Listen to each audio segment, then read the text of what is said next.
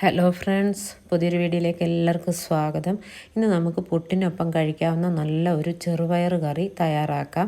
അതിനുവേണ്ടി ഞാൻ ചെറുപയർ വേവിച്ച് ആ വെള്ളത്തോടു കൂടി തന്നെ എടുത്തു വെച്ചിട്ടുണ്ട്. പിന്നെ പാൻ ചൂടാക്കി അതിലേക്ക് എണ്ണയൊഴിച്ച് ഒരു ചെറിയ സവാള നന്നായിട്ട് ചെറുതായി അരിഞ്ഞത് ഇട്ട് വഴറ്റി കൊടുക്കാം. അതിലേക്കൊരു 7-8 അല്ലി വെളുത്തുള്ളി തോടോടുകൂടി തന്നെ ചതച്ചത് ചേർത്ത് അതും വഴറ്റി കൊടുക്കാം.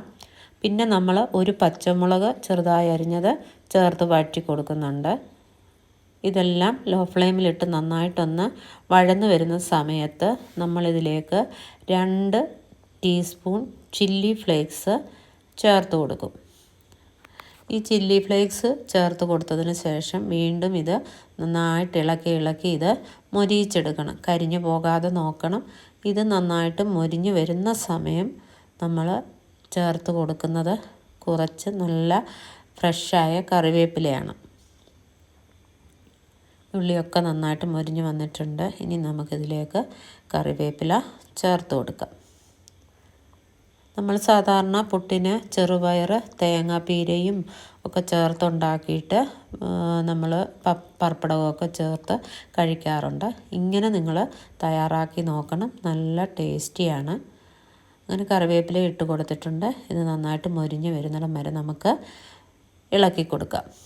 അതിനുശേഷം നമ്മളിതിലേക്കൊരു 1/4 ടീസ്പൂൺ മഞ്ഞൾപ്പൊടിയും കറിക്ക് ആവശ്യമായ ഉപ്പും ചേർത്ത് കൊടുക്കുന്നുണ്ട്. പയർ വേവിച്ചപ്പോൾ നമ്മൾ ഉപ്പൊന്നും ചേർത്ത് കൊടുത്തിട്ടില്ലായിരുന്നു. അപ്പോൾ നമ്മൾ ഇപ്പോൾ ആവശ്യത്തിനുള്ള ഉപ്പ് ചേർത്ത് കൊടുക്കാം. കണ്ടില്ലേ, നമ്മുടെ ഉള്ളിയൊക്കെ നന്നായിട്ട് മൊരിഞ്ഞു വന്നിട്ടുണ്ട്.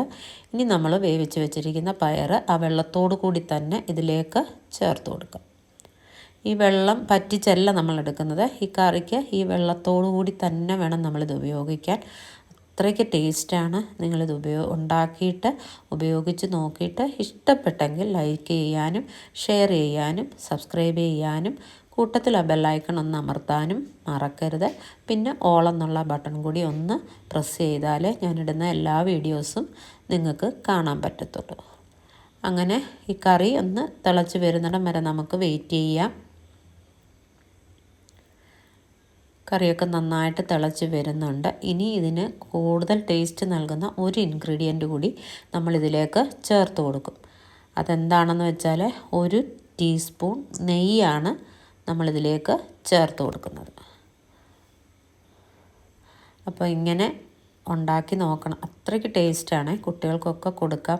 നല്ല ഹെൽത്തി ആണല്ലോ ചെറുപയറെന്ന് പറയുന്നത്. അപ്പം ഇങ്ങനെ നെയ്യും ചേർത്തിട്ടുണ്ട്. ഇനി അതൊന്ന് മെൽറ്റായി നന്നായിട്ട് എല്ലാം കൂടെ ഒന്ന് മിക്സ് ആകുന്നിടം വരെ ഒന്ന് വെയിറ്റ് ചെയ്തതിന് ശേഷം നമുക്ക് ചൂടോടുകൂടി തന്നെ നമുക്കിത് പുട്ടിൻ്റെ കൂടെ കഴിക്കാവുന്നതാണ്. അങ്ങനെ കറിയെല്ലാം റെഡി ആയിട്ടുണ്ട്. അപ്പോൾ ഇനി ഒരു പുതിയ വീഡിയോയുമായി കാണും വരെയും ബൈ ബൈ.